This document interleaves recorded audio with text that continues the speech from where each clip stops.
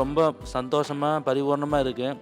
அவங்க கர்மாவை கழிக்கணும் அப்படின்ற நினைக்கிறவங்க ஒவ்வொருத்தரும் வர வேண்டிய இடம் அந்த இடம் ஆக்சுவலாக ரொம்ப ஆனந்தமாக இருக்குது. நான் ஒரு ஆசிரியராக இருக்கிறதுனால என் கூட எவ்வளோ பேர் என்னால் இந்த ஆனந்தத்தை எவ்வளோ பேருக்கு வாங்கி கொடுக்க முடியுமோ கண்டிப்பாக அதை நான் கொடுப்பேன். இது மெய்கல்வி, சாகா கல்வி. இந்த கல்வி எல்லாருக்கும் கிடைச்சிடாது. நான் ஏற்கனவே சொன்ன மாதிரி புண்ணியம் பண்ணுறவங்களுக்கு இது கிடைக்கும். பஜோ நித்ய கோவிந்தா நித்ய கோவிந்தா.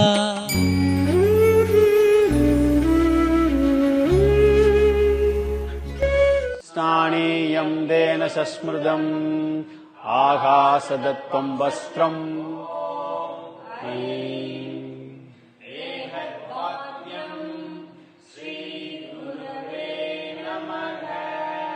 சட்டோரி அப்படின்னா வித்தின் செகண்ட்ல என்லைட்மெண்ட் ஸ்டேஜ் போகிறது. நமக்கு முன்னால் வாழ்ந்த நம்மளுடைய முன்னோர்கள் அகாராய்ச்சி பல்வேறு கோணத்தில் நிறைய பண்ணாங்க. பல்வேறு கோணங்களில் பண்ணனால ஒவ்வொரு கோணங்களையும் ஒரு நிலையை அடைஞ்சாங்க. அடுத்தடுத்து அவங்க சீடர்கள்ட்ட அதை கொடுத்துட்டு அவங்க போனாங்க. அவங்க அதை டெவலப் பண்ணிகிட்டே வந்தாங்க. 20,000 வருஷமாக அந்த மாதிரி ஆன்மீகத்தில் பல்வேறு டெக்னிக்கை ரிசர்ச் பண்ணி பரம்பரையாக கடத்திட்டு வந்திருக்காங்க. குரு சிஷ்யா பரம்பரையில் அப்படி கடத்தப்பட்டு வந்ததில் மிகப்பெரிய உச்சத்துக்கு போன ஞானிகள் வேற மாதிரி யோசிச்சாங்க.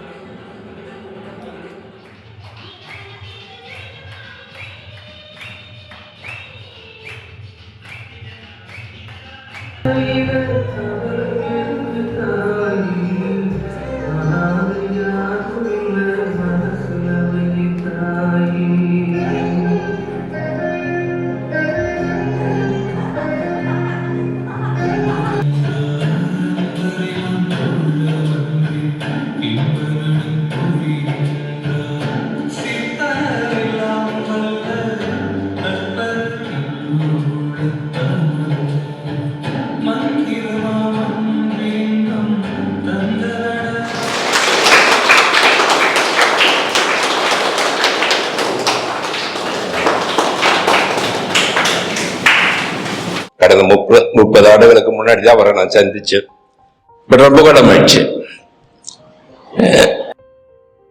தமிழகத்துல பிறந்திருந்தாலும் எங்களுக்கு உண்டான வாய்ப்பு ஹரித்வார்ல ரிஷிகேசத்துல துறவரத்துக்கு உண்டான வாய்ப்பு கிடைச்சது. பூர்வ புண்ணிய பலன்னு சொல்லுவாங்க. ஆக அதனுடைய காரணமாக எங்களுக்கு அங்க கிடைச்சது. ஆனால்